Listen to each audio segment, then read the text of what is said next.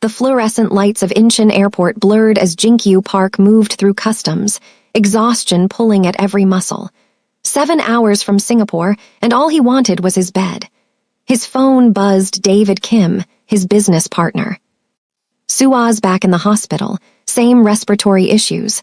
Don't worry, we've got it handled. Jinkyu frowned. That was the 3rd time this month.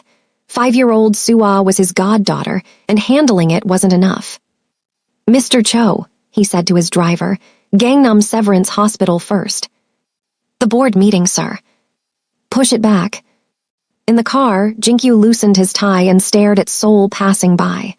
At 40, he'd built everything his family expected. CEO of Park Energy Solutions, engaged to the perfect woman, living the perfect life. So why did it all feel hollow? His phone rang. His mother. You're coming to dinner tonight? Yes. The Yoons want to discuss the wedding timeline. The wedding? To Min Jae Choi, the woman his mother had chosen. Beautiful, accomplished, appropriate. I'll try, Jinkyu said carefully. This is not optional. 7 p.m., don't be late. She hung up. Welcome back to my channel, family. This is episode 1 of this powerful story. The Korean billionaire returned from a business trip, then saw his ex with twins at the hospital. A man's perfect life shatters when he discovers the woman he lost is raising his children she hid from him to protect them from his world. Before we begin, drop a comment with your city, and subscribe so you don't miss episode 2. Now, let's begin. Jinkyu closed his eyes, remembering the only time he'd fought his mother's plans. Gladys Washington, the woman who'd made him feel alive for 8 beautiful months before reality crushed them. She'd left 13 months ago, and he'd buried himself in work ever since. At the hospital, he found Sua in room 734, oxygen tubes in her nose, but smiling when she saw him. Uncle Jinkyu. He pulled a stuffed panda from his briefcase. For my brave girl. David clasped his shoulder gratefully. You didn't have to come. Yes, I did. David's wife Min-hee approached. The pharmacy should have Sua's medications ready downstairs. Would you walk with me to check? They took the elevator to the 2nd floor. The pharmacy was near the pediatric clinic, and Min-hee went to the counter while Jinkyu waited. That's when he saw her. Gladys Washington stood 20 feet away in the clinic waiting area, holding 2 bobbies. Jinkyu's world stopped. She looked older, tired, but unmistakably her. Same warm brown skin, same graceful movements.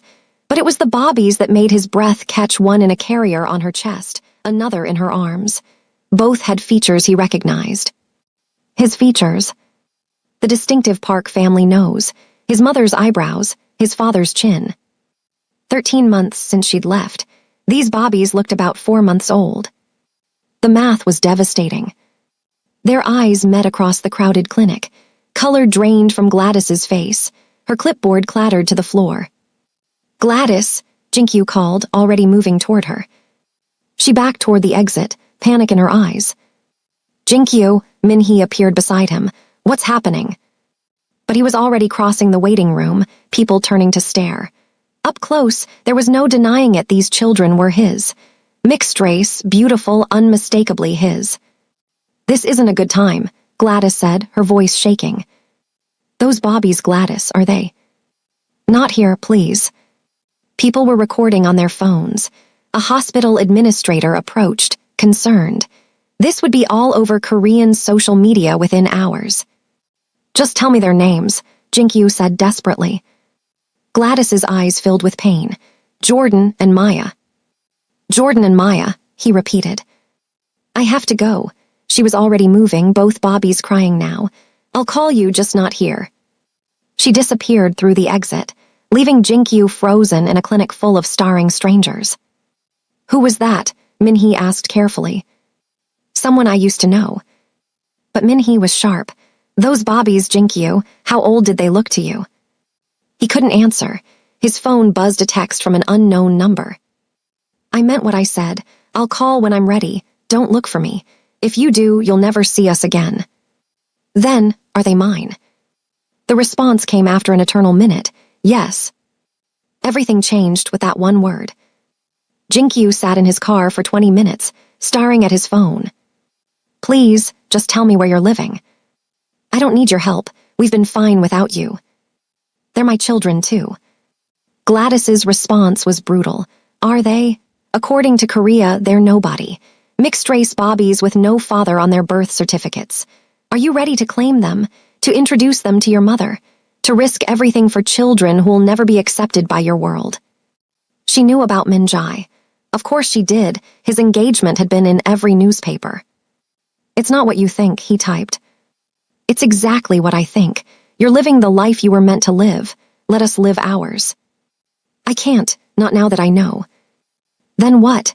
You'll introduce them to your family, raise them where they'll be stared at, questioned, told they're not Korean enough. Her words hit like knives because they were true. He'd seen how his mother reacted just to Gladys. How would she react to grandchildren who embodied everything she feared? Let me try, he typed. Let me be their father. You don't know what that means. You don't know what it costs. Then teach me. Long pause. Then, you had your chance 13 months ago, when I was pregnant and alone, trying to figure out how to tell you, when your mother was calling about meeting the right woman, when you made it clear duty came before everything. You were pregnant when you left. You knew. Yes, I heard what your mother said about mixed-race children, how they were unfortunate mistakes, how many Park children needed to be pure Korean. She said that at dinner. You didn't defend the idea of different families. You just sat there. Jinkyu felt sick.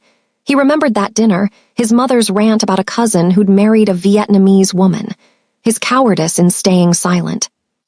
I'm sorry. God, Gladys, I'm so sorry. Sorry doesn't protect them from your world. Sorry doesn't make Korea accept it. What do you want me to do? I want you to really think about what you're willing to sacrifice.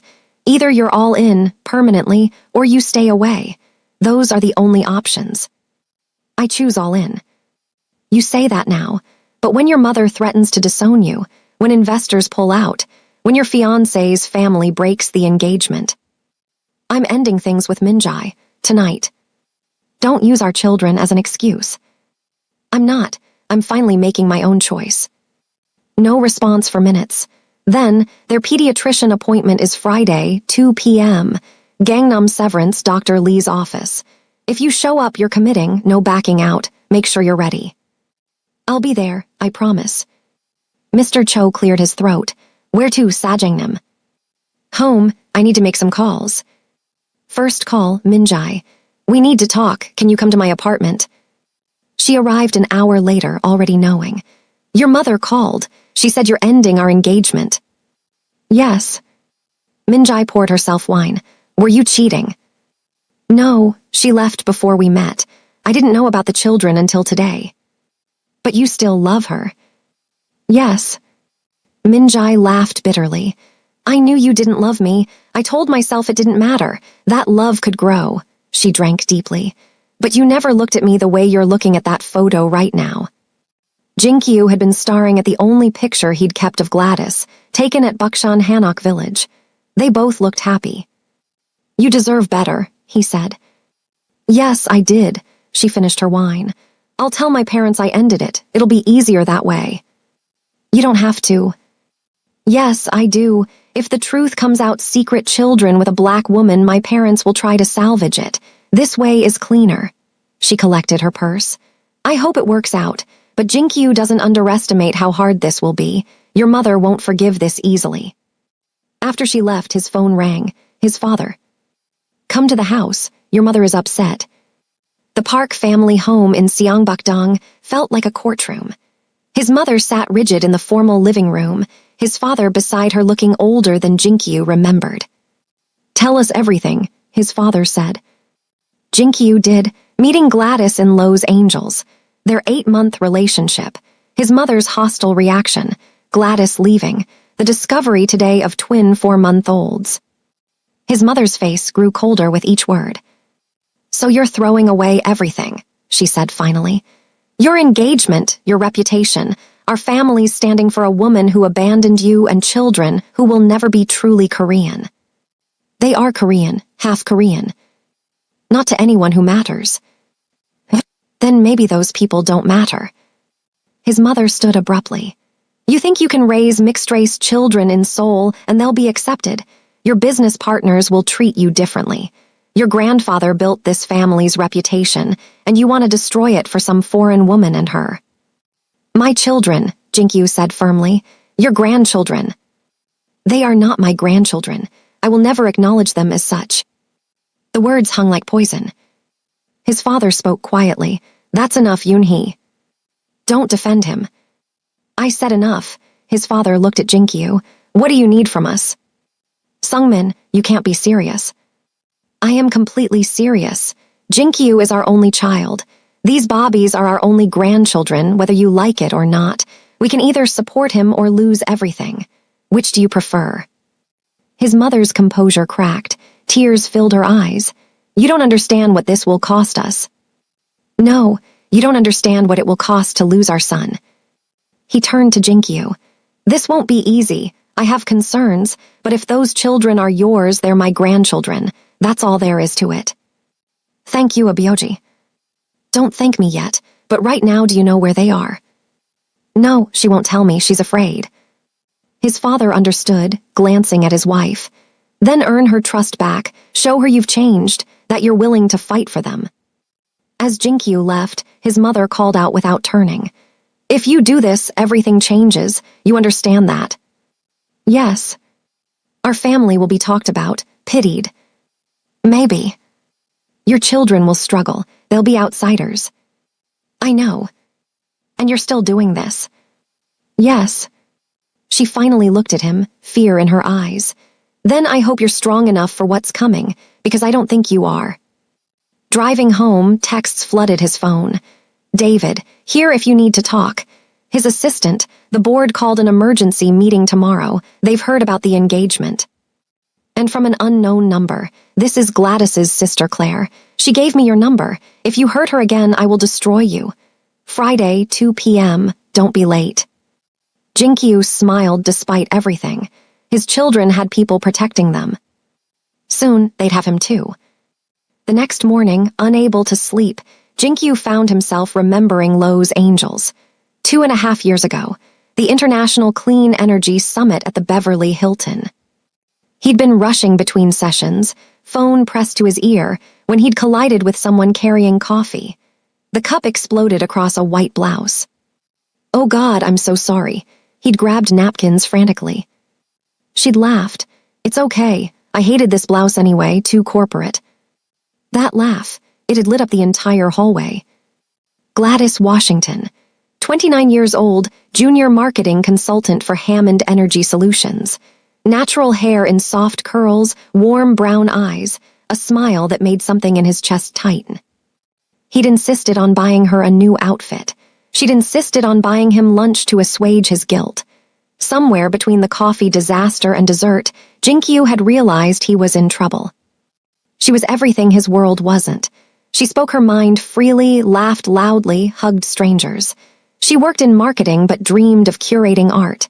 She quoted Maya Angelou and painted on weekends. She volunteered teaching art to underprivileged kids in Chicago. She was passionate, brilliant, and completely inappropriate for someone like him. He'd fallen for her anyway. For 8 months, they'd navigated long distances. He flies to LA whenever business allows. She visits Seoul twice, staying in hotels because he'd been too cowardly to let her stay at his apartment where his mother might discover her. He'd told himself he was protecting her. Really, he'd been protecting himself from having to choose. Her second visit to Seoul had been when everything fell apart. 3 weeks that started perfectly exploring the city, trying street food, visiting museums he'd never made time for before. Then his mother had shown up unannounced at his apartment. Jinkyu would never forget the look on his mother's face when Gladys emerged from his bedroom wearing his t-shirt, hair wild from sleep, clearly comfortable in his space. The fight that followed, after Gladys had retreated to get dressed, had been brutal. A black woman, are you trying to destroy this family? Iamyoni, it's not. What will people say? What about your father's business partners? What about children? That last part had been the worst. His mother's rant about mixed-race children, about unfortunate mistakes, about the importance of pure Korean heirs to carry the Park name. And Jinkyu had sat there in silence, too cowardly to defend the woman he loved. Gladys had heard everything. He hadn't known she was standing in the hallway until he'd gone to find her later. She'd been packing. "I understand," she'd said quietly. "Your mother is protecting her family." "She's wrong." "Is she? Can you honestly tell me that raising children here, children who look like ours would look, wouldn't be incredibly difficult?" He hadn't been able to answer. The last 2 weeks of her visit had been strained. They'd gone through the motions, but something fundamental had broken. Gladys had stopped talking about the future, stopped making plans past her departure date. The night before her flight, they'd had dinner in Itaewon. "Come with me," she'd said suddenly. "To LA, we could build a life there. Leave Seoul, leave his family's business, abandon everything." "I can't just leave. The company, my father's health, the merger." "I know," she'd said. "I know you can't, and I can't stay here being hidden away like some shameful secret." "You're not a secret." "Then what am I, Jinkyu? What are we?" He didn't have an answer. The next morning, she was gone. Hotel room empty, phone disconnected. Only a note, "This isn't going to work, I'm sorry, please don't look for me."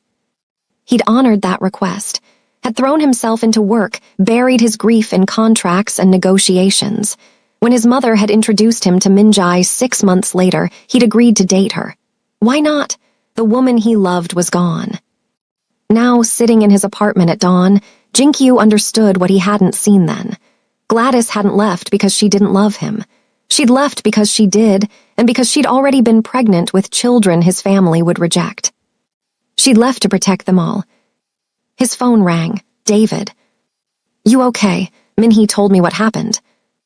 "I have kids, David, twins, 4 months old." "Jesus, are you sure they're yours?" She confirmed it. "They have the park nose, I saw them." "And the mother?" "Gladys, the woman I told you about, the one who left." David whistled. "That's complicated." "That's an understatement." "What are you going to do?" "Be their father, whatever it takes." "Your mother's going to lose it." "She already has." "And the company." Jinkyu had been avoiding thinking about that. Board meeting this morning. They've heard about Minjai. "Want me there?" "Yeah, I could use the support." "I've got your back, always." After hanging up, Jinkyu showered and dressed carefully. Charcoal suit, blue tie, armor for the battle ahead. He had 3 days until Friday. 3 days to prove to Gladys and to himself that he'd changed. 3 days to become the man his children deserved. Park Energy Solutions occupied 3 floors of a gleaming tower in Gangnam. Jinkyu arrived at 8:30 a.m. for the 9:00 meeting, giving himself time to prepare. His assistant, Jaiwon, intercepted him at the elevator with coffee and anxiety.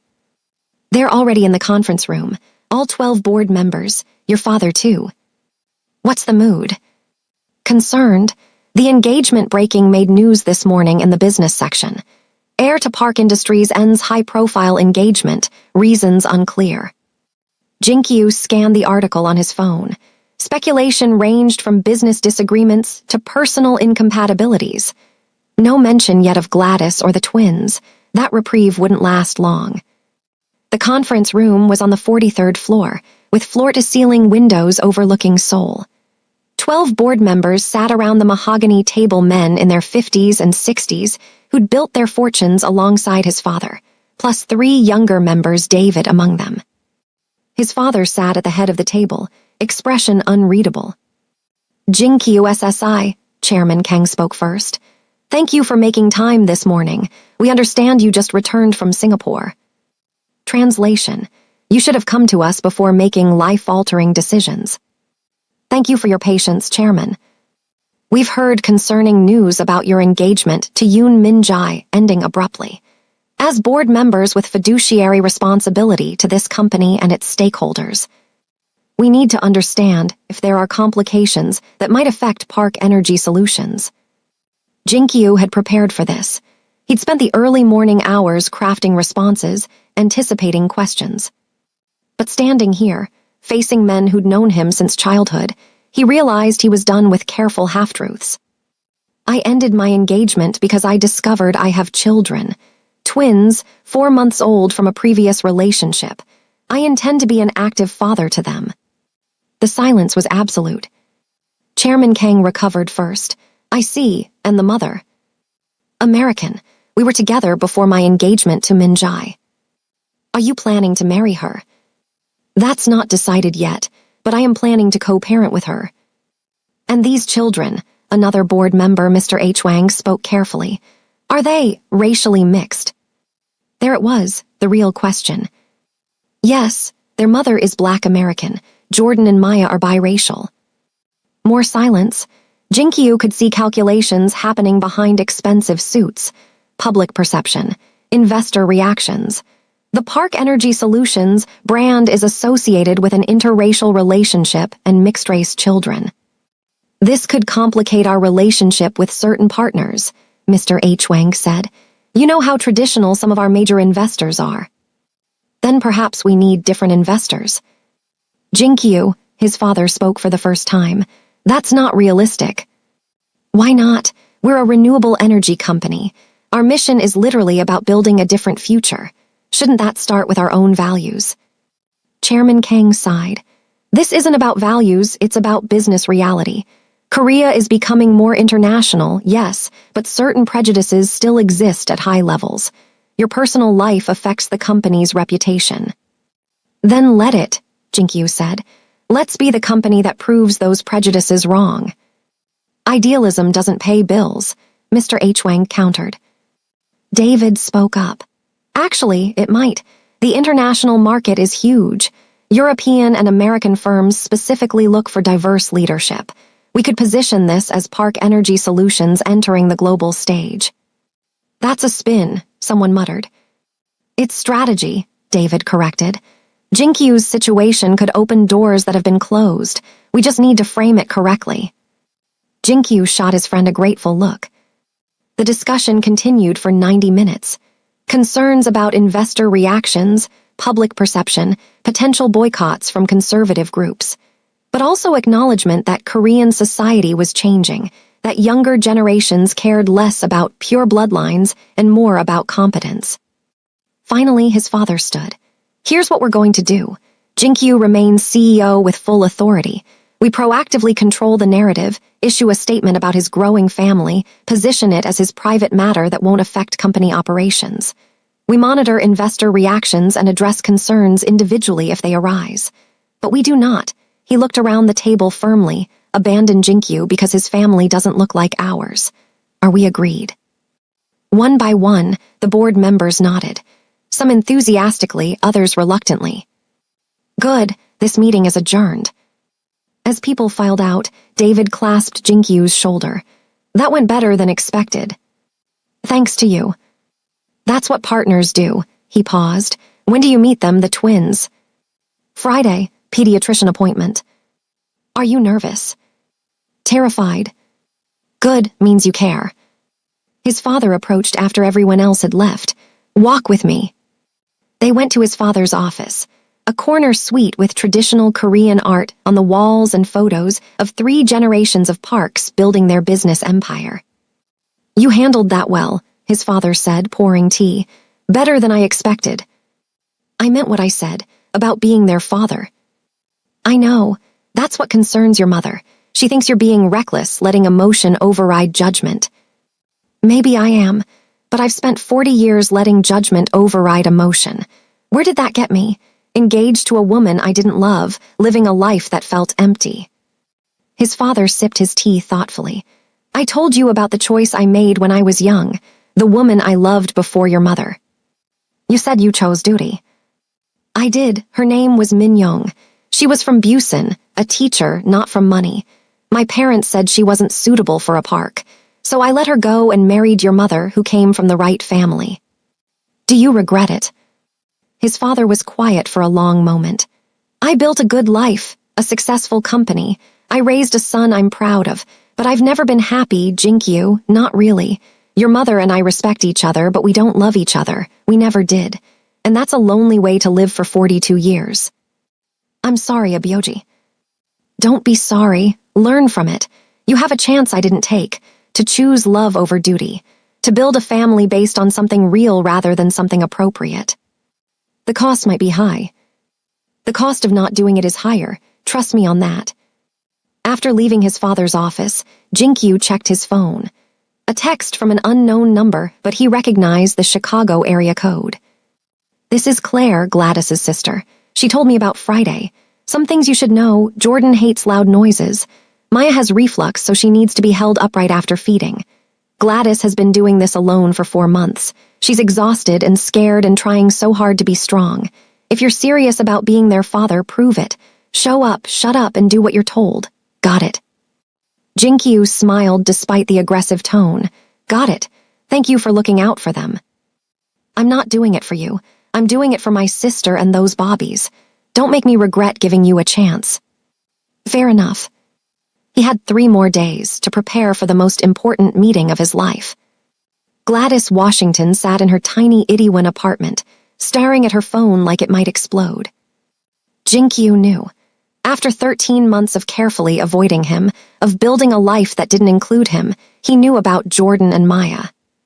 The panic attack had hit in the taxi from the hospital. She'd had to pull over, breathe into a paper bag while both bobbies cried, until a kind elderly woman had helped calm them all down. Now, at midnight, with the twins finally asleep in their bassinet, Gladys allowed herself to fall apart. She'd worked so hard to protect them. From judgment, from rejection, from a world that would look at her beautiful bobbies and see problems instead of miracles. When she discovered the pregnancy at 8 weeks, she'd been back in Chicago, trying to rebuild her life after leaving Seoul.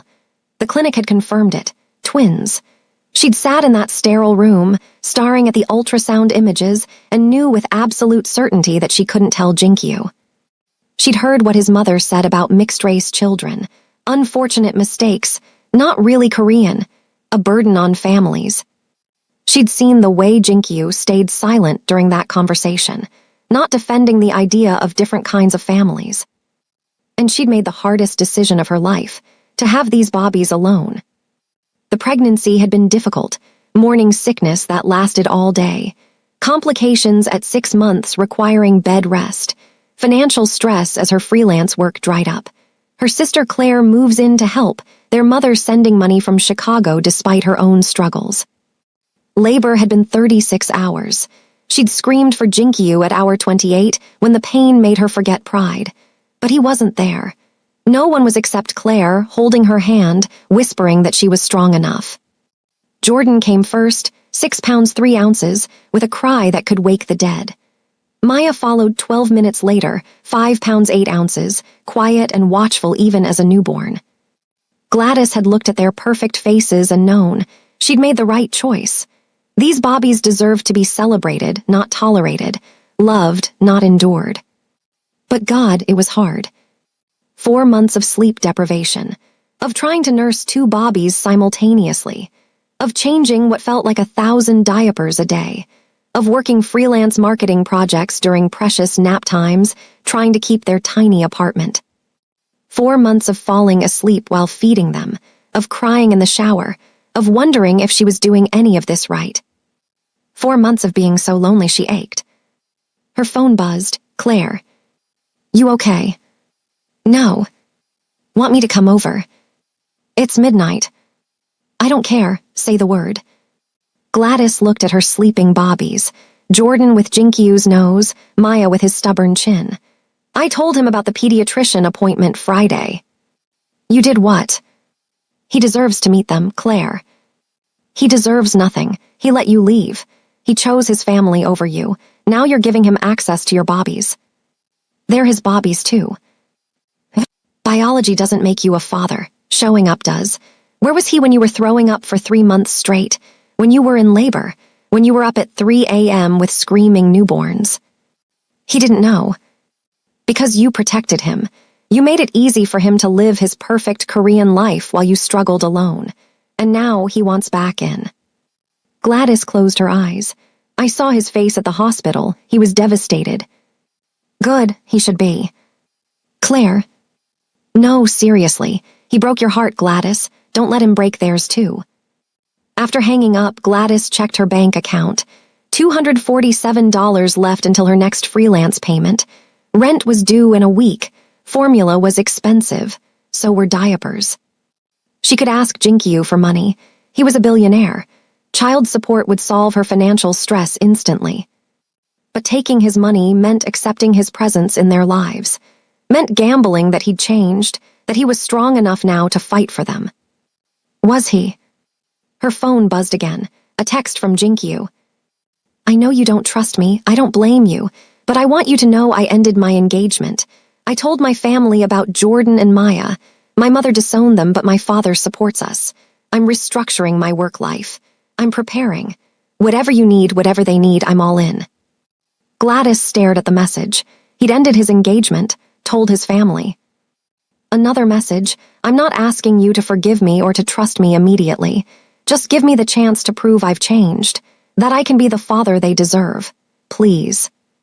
She wanted to believe him. God, she wanted to. But she'd believed him before. Had believed they could make it work across cultures and families and oceans. Had believed love was enough. It hadn't been. Friday, 2 p.m., she typed. Don't be late. And Jinkyu, if you're not ready to be all in permanently, don't come. They don't need a part-time father. I'll be there, I promise. Promises. He'd promised before to call, to visit, to figure things out. Then he'd let her leave without fighting. But maybe people could change. Maybe pain could teach what comfort couldn't. Jordan stirred in his bassinet, making the soft sounds that meant he'd wake soon for feeding. Gladys went to him, lifting his warm little body against her chest. Your daddy's coming to meet you Friday, she whispered. I don't know if he'll stay, I don't know if he's strong enough, but you deserve the chance to find out. Jordan's dark eyes, Jinkyu's eyes opened, and studied her seriously. If he hurts us again, Gladys told her son, we'll survive. We've survived this far. But privately, she wondered if that was true. She'd given Jinkyu her heart once. If he broke it again, would anything be left? Wednesday morning, Jinkyu woke up with a mission. Learn everything about Bobbies. He started with Google. How to hold a 4-month-old baby. What do twins need? How to change a diaper. 3 hours later, his head was spinning with information about tummy time, safe sleep practices, developmental milestones, and the importance of skin-to-skin contact. He called his assistant. Clear my schedule for today. I need to go shopping. Shopping for what, sir? Baby supplies. Jaiwon's surprised silence spoke volumes. Should I send someone? No, I'm doing this myself. The baby store in Gangnam was overwhelming. Aisles of products he'd never considered. Bottles, nipples, sterilizers, swaddles, onesies, sleep sacks, diaper creams, wipe warmers. A saleswoman approached. Can I help you find something? Everything. I need everything. She assessed his expensive suit, obvious confusion, and slight panic in his eyes. First-time father. Yes, twins. 4 months old. I haven't met them yet. Her expression softened. Okay, let's start with the basics. An hour later, his car was loaded with supplies. Bottles and formula, multiple types in case of allergies. Diapers in 3 sizes, soft blankets, age-appropriate toys, 2 car seats top-rated for safety, a baby carrier that promised equal weight distribution. He'd spent $4 million, $3,200 USD, on baby supplies and felt like he'd barely scratched the surface. At home, he researched pediatricians, reading reviews of Dr. Lee. Excellent with nervous parents, patient with questions, good at explaining baby health issues clearly. He made lists. Questions for doctor. Things to ask Gladys.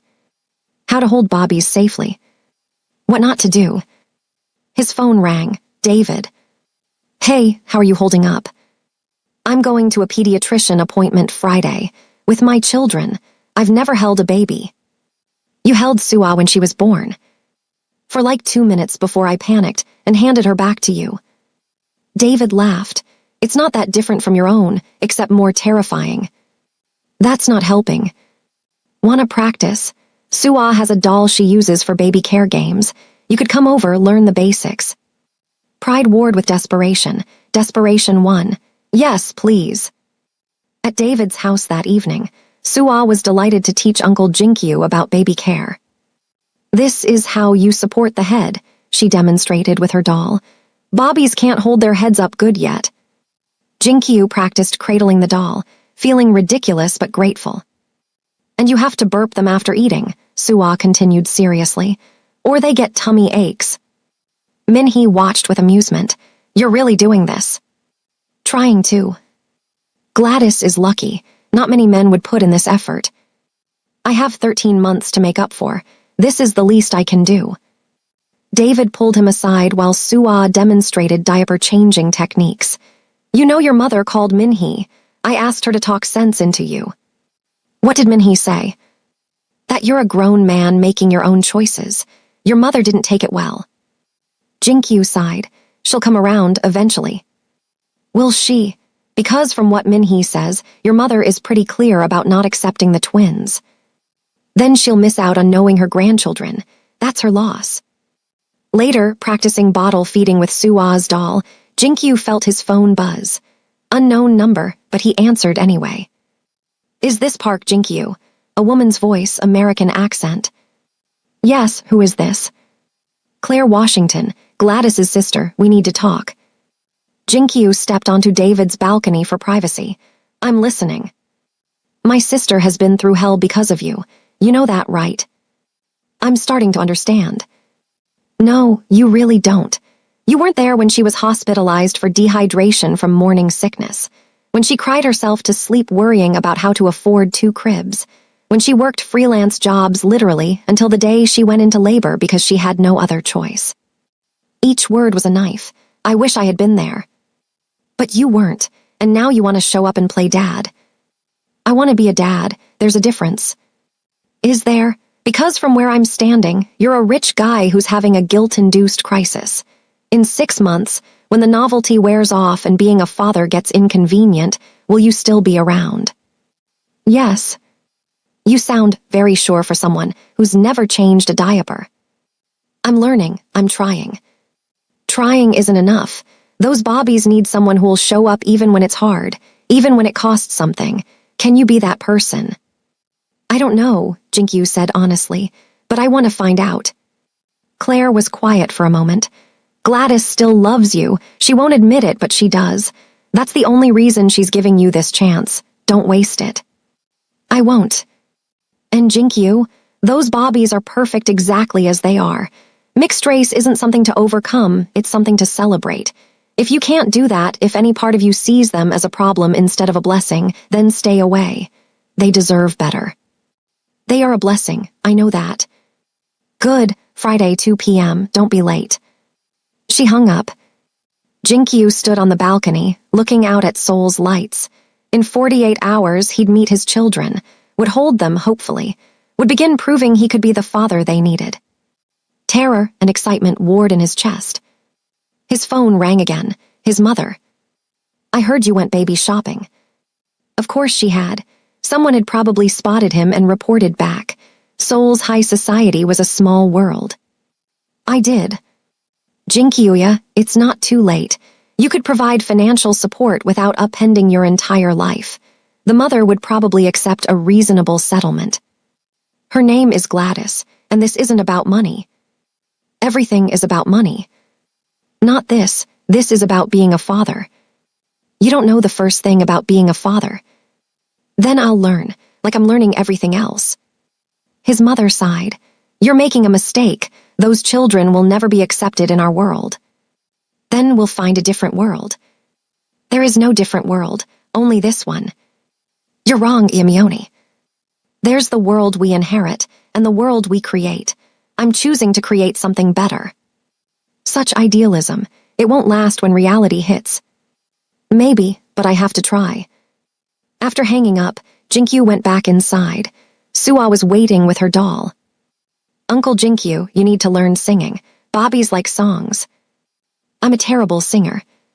"That's okay. Bobbies don't care if you're good. They just want to hear your voice."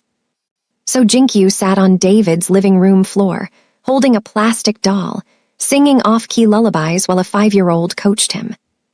It was absurd, humbling, and somehow exactly what he needed. Friday couldn't come fast enough.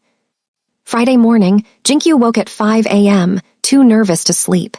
He'd laid out his clothes the night before, casual but presentable. Dark jeans, soft sweater, avoiding anything too formal or intimidating. By noon, he'd changed outfits 3 times. "You look fine," David assured him over the phone. "Stop overthinking." "What if they cry when they see me?" "They're 4 months old. They cry at everything." "What if I drop them?" "You won't. Just support the head and trust your instincts." "I don't have instincts yet." "Yes, you do. They just haven't been activated." At 1:30 p.m., Jinkyu arrived at Gangnam Severance Hospital. Too early, but he couldn't wait anymore. He found Dr. Lee's office on the 7th floor and sat in the waiting area, watching other parents with their bobbies. They all looked so competent, so natural, like they'd been born knowing how to do this. At 1:55, the elevator opened and Gladys emerged, pushing a double stroller. Jinkyu's breath caught. She looked exhausted but beautiful. Natural hair in braids, jeans, and a simple shirt, no makeup. Real, authentic, the woman he'd fallen in love with. And in the stroller, his children. Jordan was awake, looking around with Jinkyu's serious expression. Maya was sleeping, her little fist curled near her face. Gladys saw him and froze briefly before continuing forward. "You came," she said quietly. "I promised I would." "People promise lots of things." "Fair enough." An awkward silence. Then a woman appeared behind Gladys. Claire, definitely. Same bone structure as her sister, but taller, with a more guarded expression. "You must be Jinkyu," Claire said. Not friendly, but not hostile. "Yes, thank you for giving me this chance." "Don't thank me, thank Gladys. I voted to keep you away." "Claire," Gladys said wearily. "What, it's true." The office door opened. A nurse called Washington, Jordan and Maya Washington. Gladys started pushing the stroller forward. Jinkyu followed, uncertain if he was invited. She glanced back. "You coming?" His heart leaped. Yes. Dr. Lee was a woman in her 50s, warm and professional. "And who do we have here today?" "This is Jinkyu Park," Gladys said. "The twins' father." Saying it out loud made it real. The twins' father, him. "Wonderful, first visit with Dad." Dr. Lee smiled at Jinkyu. "Nervous?" "Terrified." "Good, shows you care. Let's get these bobbies weighed and measured, shall we?" The nurse lifted Jordan first, and Jinkyu watched his son get placed on a scale. 6.2 kilograms, healthy weight gain. Then Maya, 5.7 kilograms, also healthy. "They're both doing beautifully," Dr. Lee said. "Now any concerns, Gladys?" Jordan's been fighting to sleep more, and Maya's reflux is still bothering her. "Let's take a look." For the next 20 minutes, Jinkyu watched Dr. Lee examine his children with expert hands, checking their eyes, ears, reflexes, listening to their hearts, asking Gladys detailed questions about feeding, sleeping, bowel movements. Gladys answered everything with the confidence of someone who knew her bobbies intimately.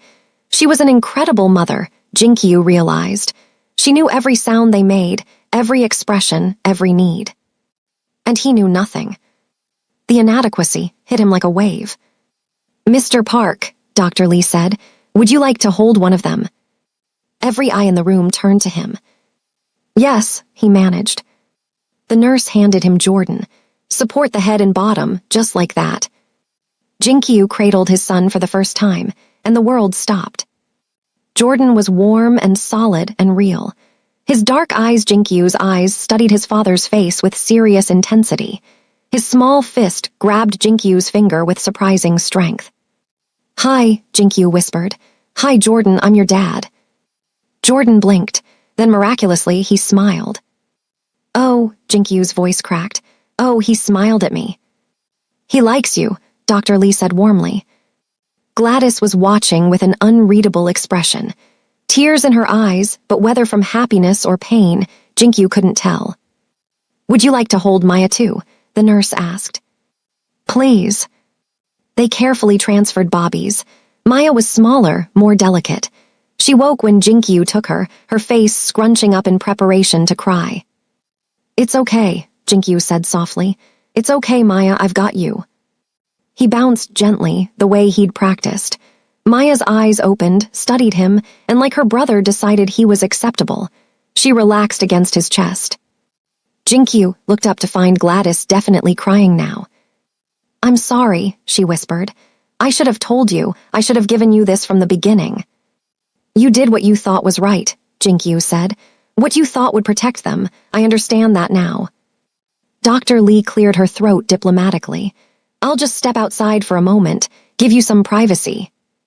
After she left, the 3 adults and 2 bobbies occupied a small examination room charged with emotion. They're perfect, Jinkyu said.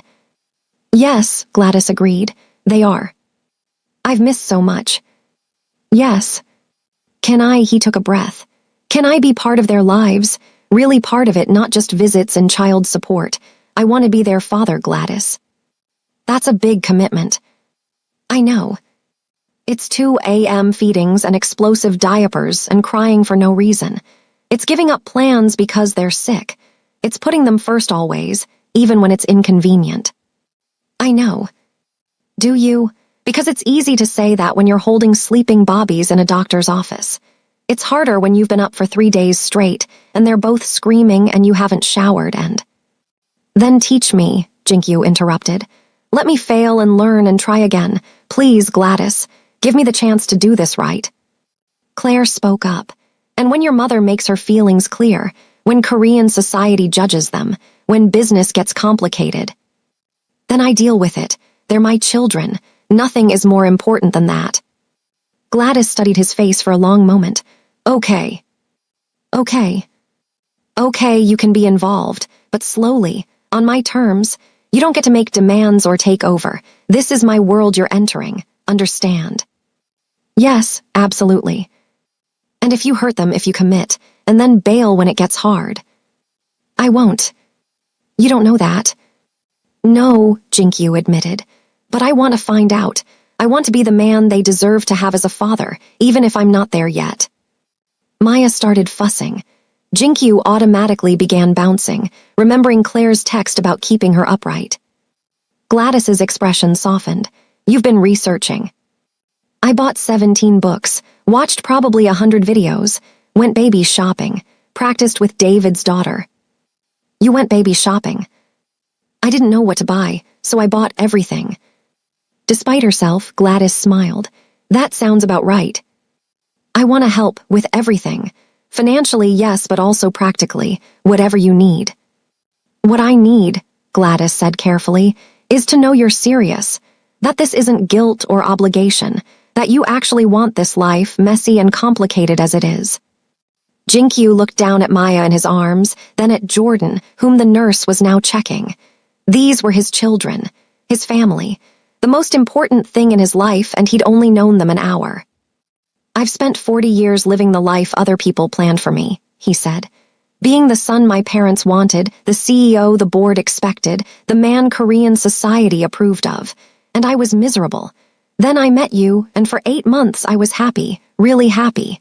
Then I let you go because I was a coward. Gladys looked away. I'm done being a coward, Jinkyu continued. I'm done living for other people's approval. Jordan and Maya exist, and they're mine, and I choose them. I choose this, whatever comes with it. Pretty words, Claire said. Let's see if you mean them in 6 months. Fair enough. Dr. Lee returned.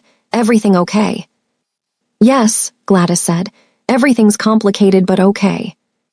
After the appointment, they stood in the hospital corridor. Jinkyu didn't want to leave, didn't want this moment to end.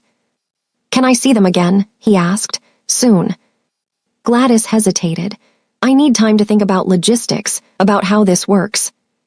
I understand. But maybe tomorrow for a few hours at my apartment. Really? You should see where they live, where they sleep. It's not much. I don't care about that. You should, because it's the reality of our life. No penthouse, no fancy nursery, just a small apartment in Itaewon and 2 bobbies who need a lot. Can I bring the car seats I bought? They're supposed to be the safest ones. Gladys's eyes widened. You bought car seats. And bottles, and diapers, and a lot of other things I wasn't sure about. She laughed, actually laughed. The sound was magic. Okay, bring the car seats, text me when you're coming. As he watched her push the stroller toward the elevator, Claire walking beside her, Jinkyu felt something settle in his chest. Hope. For the first time in 13 months, he felt hope. His phone buzzed. His mother. I heard you went to a doctor's appointment with that woman and her children. This is your last chance, Jinkyu. Come home and we'll figure this out properly. Or continue down this path and you're choosing them over your family. Jinkyu looked at the elevator doors closing on Gladys and his children. He typed back, I already chose. I choose them. Then he blocked his mother's number. Saturday morning, Jinkyu loaded his car with supplies. The car seats professionally installed by a technician. Bottles, diapers, formula, toys. A baby carrier system he'd spent 2 hours learning to use. Gladys's apartment was in Itaewon, Seoul's International District. The building was older, well-maintained, but modest. Nothing like the luxury towers Jinkyu was accustomed to. He climbed to the 3rd floor and knocked. Gladys opened the door, and Jinkyu's first thought was, she looks exhausted. Sorry, she said, reading his expression. Rough night. Jordan decided 3 a.m. was party time. What can I do? She blinked like the question surprised her. Come in, I guess. The apartment was tiny, maybe 40 square meters, but it was bright and clean, with colorful prints on the walls and baby items organized efficiently. A double bassinet occupied one corner, a changing table with precisely arranged supplies, toys in a basket. It was a home, small but filled with love. Jordan and Maya were on a playmat, doing what Gladys called tummy time. They're supposed to practice lifting their heads, she explained. Builds neck strength. Jinkyu knelt beside them. Hi, guys, remember me? Jordan kicked his legs excitedly. Maya studied him seriously before deciding he was acceptable and returning her attention to a soft toy. Can I? Go ahead. Jinkyu lay down beside them on the mat, and for the next 20 minutes he was in heaven, just being present, watching Jordan grab at toys, listening to Maya's baby sounds, learning their individual personalities. Jordan was bold, reaching for everything, frustrated when he couldn't quite grasp what he wanted. Maya was methodical, watching before acting, usually succeeding on her first try. They're so different, Jinkyu marveled. Completely, which makes it interesting. Gladys sat on the couch, coffee in hand. Jordan wants to do everything now. Maya waits and observes. What are they like at night? Gladys laughed tiredly. Jordan sleeps great once he's down, but getting him down is a battle. Maya falls asleep easily but wakes up every 2 hours like clockwork. So you're never really sleeping. Welcome to parenthood.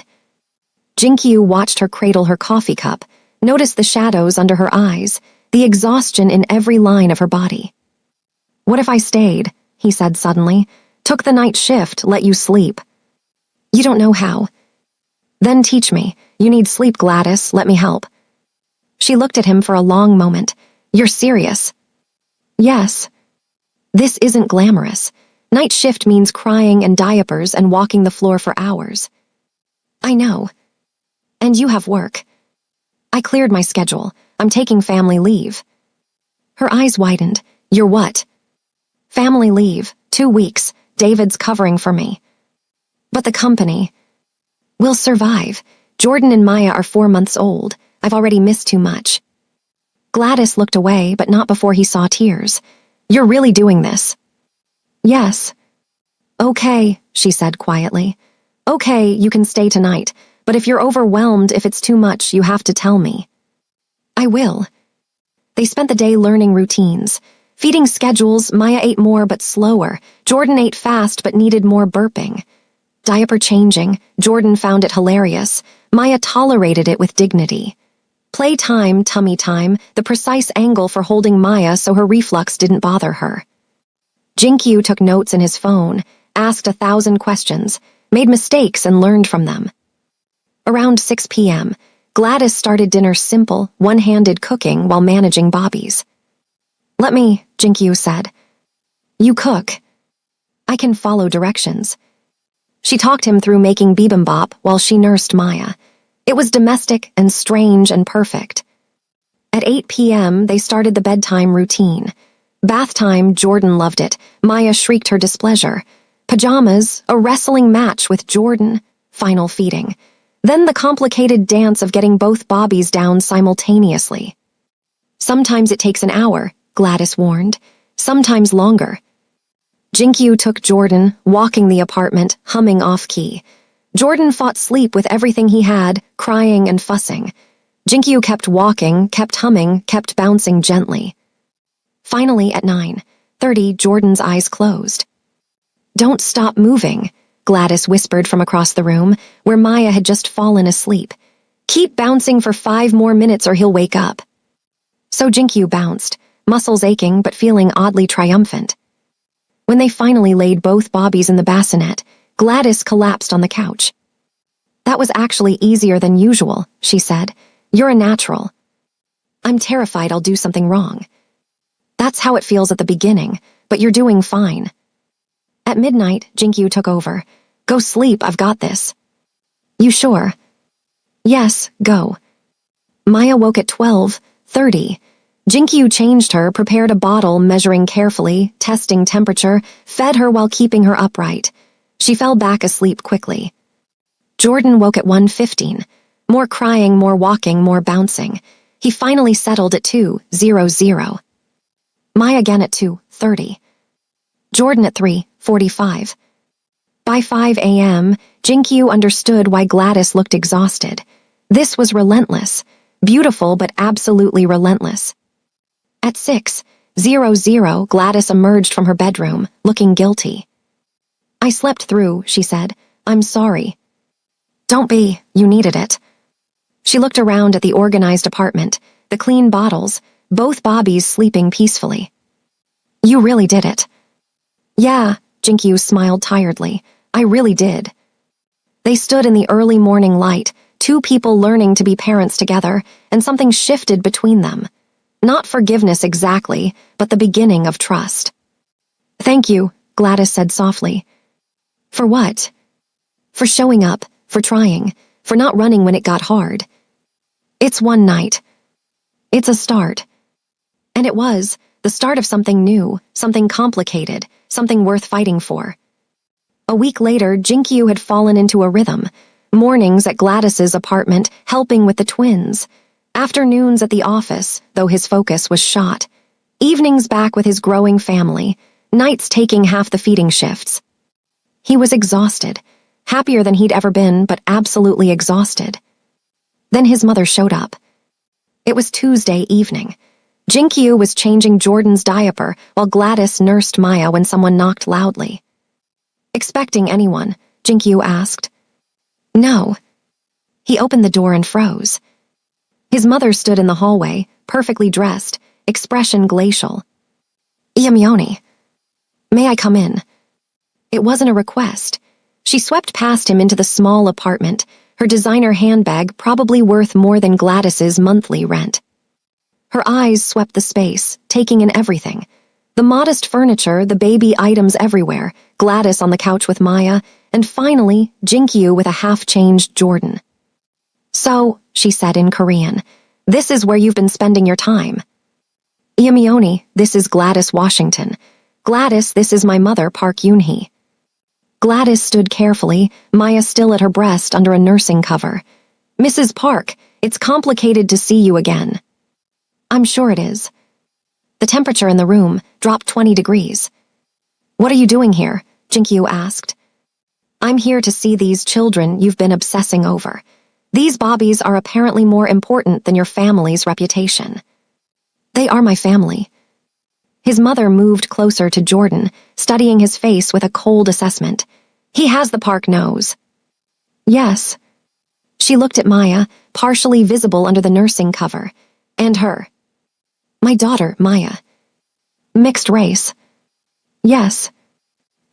"You understand what this means for them, growing up in Korea as mixed children." "Yes, which is why they need a father who supports them." His mother's expression hardened. "I came here to make you an offer, financial support for the children, a generous monthly amount, paid education, everything they need. In exchange, you maintain distance. You don't claim them publicly. You certainly don't integrate them into Park family affairs. The room went silent. No, Jinkyu said. You're being emotional. Think practically. No, he repeated firmly. They're not a secret to be hidden. They're my children, your grandchildren. They are not. Yes, they are. Biology doesn't care about your prejudices, Iamione. These bobbies are half Park. That makes them family whether you like it or not. His mother's composure cracked. Do you have any idea what the family friends are saying? The business partners? Your father's associates? I don't care. You should care. This affects all of us. Your father's business relationships, my standing in society, our family's reputation. Is your reputation more important than your grandchildren? That's not fair. It's perfectly fair. You're asking me to choose between them and you. I choose them, every time. His mother looked at Gladys, who'd been silent throughout. You did this. You trapped him. Don't, Jinkyu stepped between them. Don't blame her. If anyone's at fault, it's me. I should have fought for her 13 months ago. I should have told you then that I loved her and your approval didn't matter. Love, his mother spat. Love doesn't overcome cultural differences. Love doesn't protect these children from discrimination. Love doesn't. Love is all they need from their grandmother, Jinkyu interrupted. But if you can't give them that, then leave. We don't need your money or your conditions. Jordan started crying, the raised voices upsetting him. Jinkyu immediately picked him up, bouncing gently. See how natural you are with him. His mother's voice softened slightly. You were meant to be a father, Jinkyu, but to Korean children, to children who would be accepted, celebrated. Why are you making this so difficult?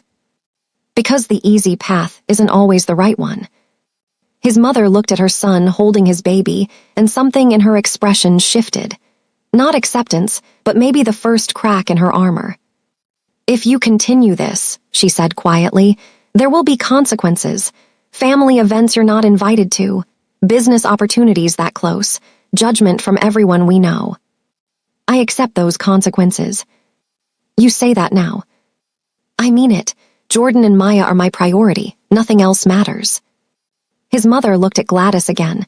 You've changed him. No, Gladys said softly. It was the first time she'd spoken directly to his mother. He changed himself. I just gave him a reason.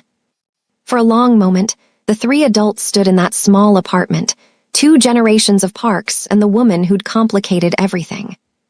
Finally, his mother moved toward the door. I should go. Iamione. I need time, Jinkyu, time to process this. She paused at the door. What are their names, their full names? Jordan Park Washington, Maya Park Washington. You gave them your name. Yes. She nodded once, then left without another word. After she was gone, Gladys sank onto the couch, shaking. I'm sorry, Jinkyu said immediately. I should have warned you she might come. Did you mean it? Gladys interrupted. What you said about choosing them every time. Yes, absolutely yes. Even if it costs you everything. They're not costing me anything. They're giving me everything that matters. Gladys's eyes filled with tears. Your mother hates me. My mother is scared. She doesn't understand that the world is changing, that families don't have to look one way. Will she come around? I don't know, but I know I can't live my life waiting for her approval anymore. Jordan had calmed and was now chewing contentedly on his fist. Maya had finished nursing and was asleep against Gladys. This is our family, Jinkyu said quietly. You, me, Jordan, Maya, whether anyone else accepts it or not. That's a very Western view. Maybe, but I'm learning that some Western views make more sense than Korean traditions. Gladys smiled despite her tears. Your mother thinks I trapped you. You freed me. There's a difference. Later that night, after both Bobbies were finally asleep, they sat together on the couch the first time they'd been alone since Jinkyu had re-entered her life. This is hard, Gladys said. Harder than I expected. Me being here. You being here, and me remembering why I fell in love with you in the first place. Jinkyu's heart stopped. You still. I don't know, maybe I never stopped. She looked at him. But love wasn't enough before. What makes you think it'll be enough now? Because I'm different now. We're different. We're fighting for something real instead of running from something hard. Are we fighting for the same thing, though? You're fighting to be a father. I'm fighting to protect my children. That's not the same as fighting to be together. She was right. In his determination to be Jordan and Maya's father, he hadn't thought about what that meant for his relationship with Gladys. "What do you want?" he asked. "I want to trust you. I want to believe you've changed. I want to stop being afraid that you'll wake up one day and realize this life isn't what you wanted after all." "I want that too. The trust, I know I have to earn it." "Yes, you do." "Then I will, however long it takes." They sat in comfortable silence, listening to the city sounds outside and the soft breathing of their sleeping bobbies inside. This was family.